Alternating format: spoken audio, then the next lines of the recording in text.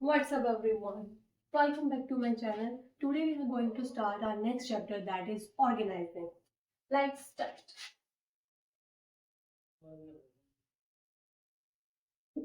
सबसे पहले what is organising, chapter का नेम ही यही है, तो ऑर्गेनाइजिंग होता क्या है? It is the process of identifying and grouping different activities in an organisation, ठीक है, that are needed for achievement of specific goal and arranging the resources, ठीक है। तो बेसिकली ऑर्गेनाइजिंग क्या है? हम आइडेंटिफाई कर रहे हैं एक्टिविटी हमारी क्या है और उसका ग्रुप बना रहे हैं डिफरेंट एक्टिविटीज का, ओके, और उससे रिलेटेड जो हमारे को रिसोर्सेज चाहिए उसको हम अरेंज कर रहे हैं for achievement of specific goal of organisation. Example ले लो, लाइक स्कूल में हमारा एनुअल डे फंक्शन है, ओके, तो उसके लिए क्या होगा? डिफरेंट ग्रुप्स बनाए जाएंगे, स्टूडेंट का टीम प्रिपेयर कर देगी, तुम्हें तो सिर्फ ये हैंडल करना है, टीचर को ये वर्क दे दिया, ठीक है, एक कोऑर्डिनेटर पॉइंट कर दिया जो देखेगा टास्क कितना कंप्लीट हुआ है, कितना पेंडिंग है, फिर इन्फॉर्म करेगा।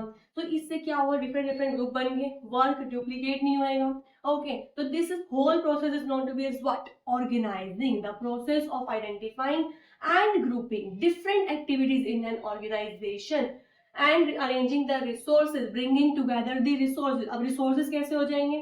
लाइक हमारा फिजिकल रिसोर्स जो हमारे को मटेरियल चाहिए, ह्यूमन रिसोर्स हो गया, जैसे कि कौन से पर्सन को हमने क्या जॉब देनी है, ओके, फाइनेंशियल रिसोर्स हो गया, इन टर्म्स ऑफ मनी कितना हमारे को फाइनेंस लगेगा, okay. For achievement of specific goal in an organization, it is known to be as what? Organizing.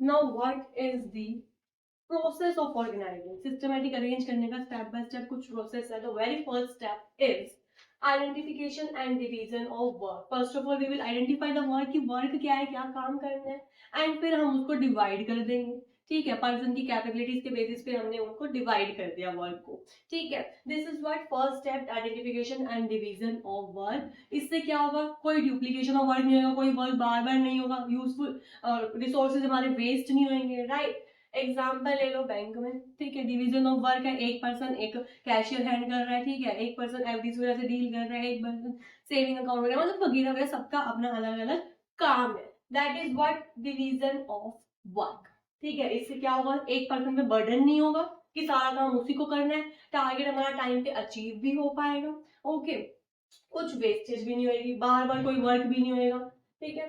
Next second is departmentalisation.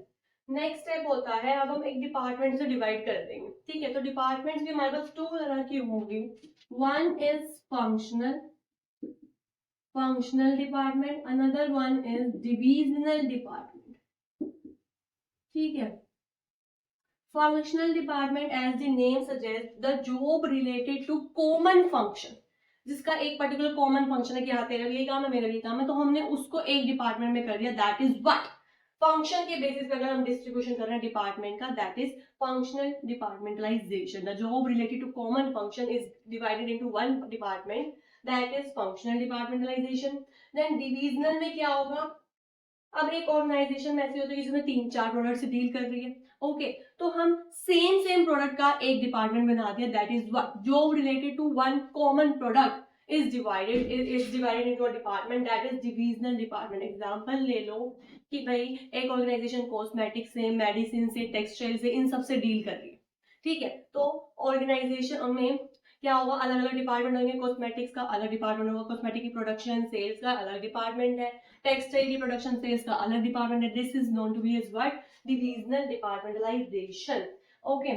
Functional departmentalisation अगर example दें, like production department अलग कर दिया, sales department अलग कर दिया, that is known to be common function के basis पे हमने डिवाइड कर दिया, functional departmentalisation, okay.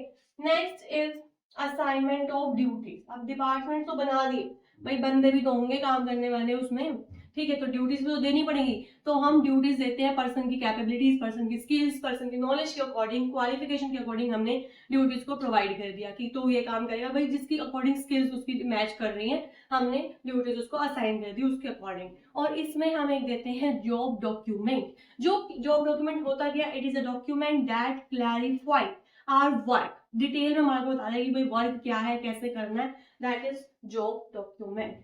And the last step is establishing reporting relationship, कौन किसको रिपोर्ट करेगा।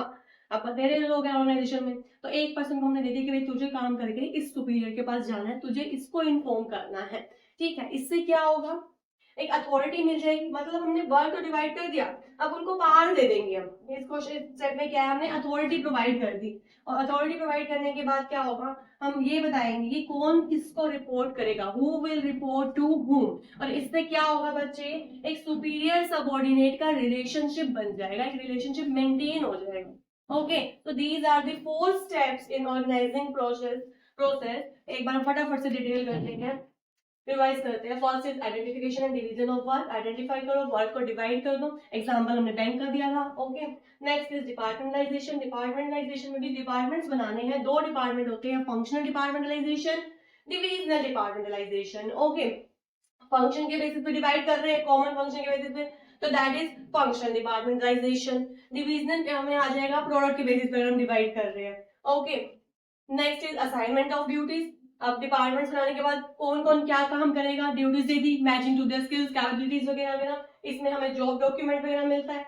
Next, establishing reporting relationship, who will report to whom, this will maintain what, superior subordinate relationship. Next is what is importance of organising, हम करते हैं, इसका क्या benefit है, इसकी क्या इंपॉर्टेंस है, क्यों करना जरूरी है ऑर्गेनाइज करना सारी चीजों को। तो very first important is specialisation. हमने पढ़ा था कि हम वर्क को डिवाइड कर देंगे, डिवीजन ऑफ वर्क होगा, it leads to what, specialisation. कोई बर्डन नहीं होगा, एक पर्सन बार बार एक ही काम कर रहा है तो उसमें वो स्पेशलाइज एक्सपर्ट बन जाएगा ना। Next is clarity of work, work clear है बिल्कुल कि हमें क्या करना है, जॉब डॉक्यूमेंट बिल्कुल डिफाइन कर देता है, और किसको किसने रिपोर्ट करना है, who will report to whom, ये हमने ऑर्गेनाइजेशन के प्रोसेस में हमने लास्ट स्टेप पढ़ा था, तो that is clarity of work हो जाएगी। Next is optimal utilisation of resources का होगा, कोई रिसोर्सेज वेस्ट नहीं होंगे, यही तो इसकी डेफिनेशन कहती है, ठीक है, that using the resources optimally, arranging the resources, ठीक है, कोई वेस्ट नहीं होंगे। अडॉप्शन टू चेंज, अब ऑर्गेनाइजेशन में क्या है, सारे अलग अलग डिपार्टमेंट बने हुए हैं, कुछ अगर चेंज भी आता है तो इजीली हम उस चेंज के अकॉर्डिंग अडेप्ट कर सकते हैं, ठीक है, ऑर्गेनाइजिंग फंक्शन इसमें हेल्प करता है। नेक्स्ट, इफेक्टिव एडमिनिस्ट्रेशन, सब कुछ सिस्टमेटिकली अरेंज है, ठीक है, हर किसी को पता है कि किसका क्या काम है, ग्रुप बने हुए हैं। ओके, तो क्या होगा, इफेक्टिव एडमिनिस्ट्रेशन होगा, इफेक्टिव एडमिनिस्ट्रेशन है और एक्सपेंशन एंड ग्रोथ भी होगी, बिजनेस एक्सपेंड होगा, सबको क्लियर है काम क्या होना है, कोई डिले इन वर्क नहीं होगा, स्पेशलाइजेशन बनती जाएगी, तो ये कहीं ना कहीं एक्सपेंशन एंड ग्रोथ में भी इफेक्ट डालेगा। That is importance of organising.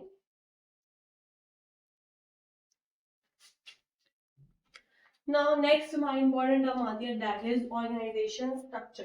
देखो, जब एक ऑर्गेनाइजेशन ऑर्गेनाइजिंग फंक्शन परफॉर्म करती है तो ऑटोमेटिकली एक ऑर्गेनाइजेशन स्ट्रक्चर बिल्डअप हो जाता है, डेवलप हो जाता है, ठीक है। ऑर्गेनाइजेशन स्ट्रक्चर होता क्या है, defines jobs, is a structure that defines jobs, positions, authority, responsibility of different employees, तुम्हारा क्या काम है, क्या अथॉरिटी है, क्या पावर है, ये सबको डिफाइन करता है, that is organization structure, or we can say that it is a network of job position, responsibility, authority at different levels. Okay, अब further इसके 2 types है, one is functional departmentalization, another one functional organization structure, another one is divisional organization structure. Functional means when the job related to common function is divided into a department, is grouped into one department, that is functional organization structure.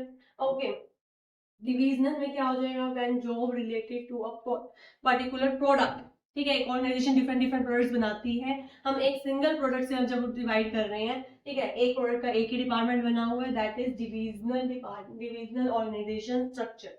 इसमें हम example दे देंगे, production department का अलग production department अलग बना हुआ है, sales का सेल्स डिपार्टमेंट बना हुआ है, परचेज का परचेज डिपार्टमेंट बना हुआ है, दैट इज फंक्शन के बेसिस पे हमने डिवाइड कर रखे हैं डिपार्टमेंट्स को, that is functional organisation structure, ठीक है। देन डिविजनल में प्रोडक्ट हमने कॉस्मेटिक टेक्सटाइल वाला जो एग्जांपल दिया था वही आप इसमें दे सकते हैं। ओके, नाउ फंक्शनल स्ट्रक्चर अभी हम डिस्कस किया था, what are its advantages and what are its disadvantages, क्या फायदे हैं क्या नुकसान है। फर्स्ट इज एडवांटेजेस की बात करें तो ये प्रमोट करता है कंट्रोल को, ठीक है, एक सुपीरियर कंट्रोल कर सकता है, लिमिटेड हमारे को फंक्शन में डिवाइड करें तो सब कुछ पर्सन को तो इसको मतलब कंट्रोल करना है, तो कहीं ना कहीं कंट्रोल करना इजी हो जाता है, ठीक है, increase managerial efficiency, operation and efficiency. Okay, तो ये कहीं ना कहीं हमारी एफिशिएंसी को भी इंक्रीज करता है। ठीक है, मिनिमम डुप्लीकेशन, कोई वर्क डुप्लीकेट नहीं होगा, सबको पता है कि हमारा तो यही काम है, फंक्शन हमने डिवाइड कर दिया। ठीक है, तो कोई डुप्लीकेशन ऑफ वर्क नहीं हो पाएगा। इजी एंड इफेक्टिव ट्रेनिंग, अब एक फंक्शन को ही तो हमारे को, एक फंक्शन डिपार्टमेंट को हमारे को ट्रेन करना है, तो कहीं ना कहीं हमारा फोकस उसी पे होगा। ठीक है, तो इजी और इफेक्टिव ट्रेनिंग रहेगी, बजाय इसके कि हमारे को बहुत सारे पर्सन को हमारे को ट्रेन करना पड़ता। अब है कि हम एक ही फंक्शन को वो कर रहे हैं, ट्रेन कर रहे हैं, दैट इज, तो क्या हो जाएगा, इजी एंड इफेक्टिव ट्रेनिंग हो जाएगी। Next is disadvantages. डिसएडवांटेजेस की अगर बात करें तो less importance to organisational objective. जो फंक्शनल स्ट्रक्चर का सबसे बड़ा डिमेरिट यही है कि भाई ये अपने फंक्शनल, जो इनका फंक्शनल डिपार्टमेंट है, सिर्फ उसी पे फोकस करते थे। ऑर्गेनाइजेशन का क्या ऑब्जेक्टिव है वो तो ये कहीं ना कहीं इग्नोर ही कर देते थे। ठीक है, तो less importance to organisational objective, they keep focus on their own functional objective. ठीक है, कि उनकी स्ट्रक्चर का क्या ऑब्जेक्टिव है। Next, problem of coordination. क्या होता था, आपस में तो उनका कोऑर्डिनेशन सही था, लेकिन जो दूसरे डिपार्टमेंट के साथ अगर डिस्कस करना है तो वो कोऑर्डिनेशन एक अच्छा सा डेवलप ही नहीं हो पा रहा, बिकॉज क्योंकि function according according department divide है फंक्शन के अकॉर्डिंग। ठीक है, तो दूसरे डिपार्टमेंट से कोऑर्डिनेशन इतना नहीं हो पाता। ठीक है, इनफ्लेक्सिबिलिटी। अब एक एम्प्लॉय को हमने ट्रेन करा ए डिपार्टमेंट के अकॉर्डिंग, लाइक हमने उसको सेल्स डिपार्टमेंट के लिए परफेक्ट बना दिया। ठीक है, अब हम उसको चेंज करके दूसरे ट्रांसफर में हम शिफ्ट नहीं कर सकते, दूसरे हम डिपार्टमेंट में शिफ्ट नहीं कर सकते, क्योंकि वो उसी के अकॉर्डिंग ट्रेन है। राइट, तो ये कहीं ना कहीं इनफ्लेक्सिबिलिटी थी।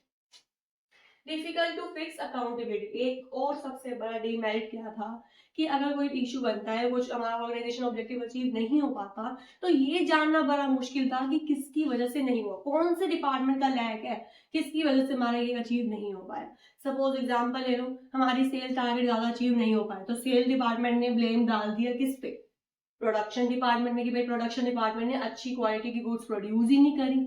ठीक है, और प्रोडक्शन डिपार्टमेंट के पास जब गए तो प्रोडक्शन डिपार्टमेंट ने कह दिया कि भाई हमारे पास तो परचेज, जो हमने रॉ मटेरियल परचेज करे थे वही बेकार थे। तो ऐसे कर करके क्या करें, उन्होंने दूसरों पे ब्लेम पास ऑन करते गए। तो हमारे को ये चेक करना बहुत डिफिकल्ट होता था कि किसकी वजह से हमारा ऑब्जेक्टिव अचीव नहीं हो पा रहा। तो difficult to accountability, to fix accountability, this is the very most important disadvantage.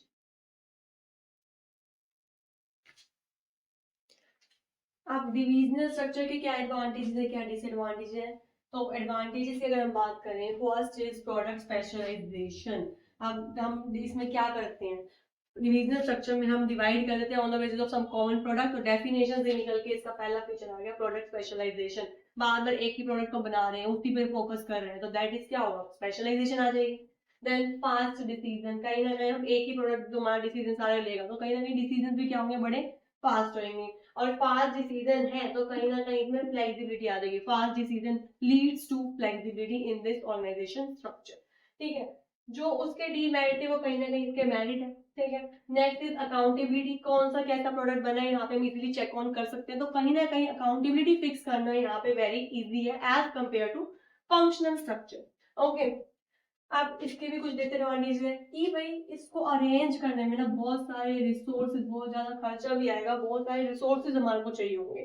ठीक है, नेक्स्ट इज प्रोडक्ट फोकस, ये जो डिपार्टमेंट होते हैं सिर्फ अपने प्रोडक्ट पे ही फोकस करते रह जाते हैं, बाकी तो इनका फोकस ऑर्गेनाइजेशन ऑब्जेक्टिव वो तो होता ही नहीं है इनका भी। ठीक है, so that's it for today, thanks for watching, मिलते हैं नेक्स्ट क्लास में, बाय बाय।